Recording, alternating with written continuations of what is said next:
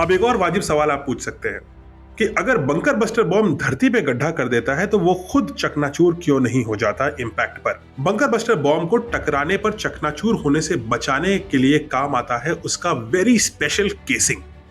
ये केसिंग बनता है स्टील और कोबाल्ट के एक बहुत ही सीक्रेट और स्पेशल एलॉय की वजह से, जो इतने भारी इंपैक्ट के बाद भी बॉम्ब को चकनाचूर नहीं होने देता। इंटरेस्टिंगली स्टील केसिंग का वजन बॉम्ब का 80% वेट होता है, यानी 14,000 किलोग्राम में लगभग 12,000 किलोग्राम सिर्फ बॉम्ब का कवर होता है जो उसको चकनाचूर होने से बचाता है। इसके अलावा अधिकतर जो पोर्शन है वो उसका वॉरहेड होता है, एक्सप्लोसिव होता है, जो लगभग 2,000 किलोग्राम का होता है। इस 2,000 किलोग्राम के एक्सप्लोसिव में टीएनटी और एल्यूमिनियम का एलॉय होता है 9:1 के रेशियो में, जो बेहद कारगर होता है अंडरग्राउंड एक्सप्लोजन्स के लिए। इस बॉम्ब में इतनी काइनेटिक एनर्जी डेवलप करने के लिए इसको काफी ऊंचाई से गिराना होता है, और वो ऊंचाई होती है लगभग 40 से 50,000 फीट। एक साधारण प्लेन लगभग 30 से 35,000 फीट की ऊंचाई पे उड़ता है, और 50,000 फीट पे सिर्फ मिलिट्री के स्पेशल प्लेन्स उड़ते हैं। सिर्फ एक ही ऐसा मिलिट्री प्लेन है जो 14,000 किलोग्राम के इस बॉम्ब को 50,000 फीट की ऊंचाई से गिरा सकता है, और वो है B-2 स्टेल्थ बॉम्बर।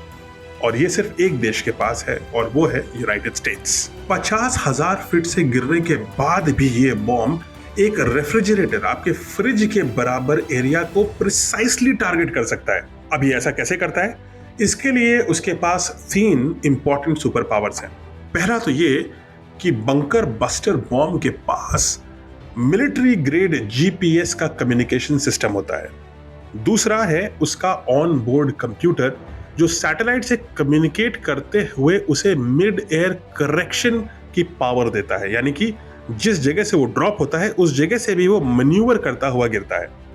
अब ये मैन्यूवर कैसे करता है, ये एक इंपॉर्टेंट सवाल है। आप सोचेंगे कि इसके अंदर कोई रॉकेट होंगे छोटे छोटे जो इसको दाएं बाएं ऊपर नीचे ढकेल पाएंगे, बट ऐसा बिल्कुल नहीं है। इसके अंदर कोई रॉकेट सिस्टम नहीं होता।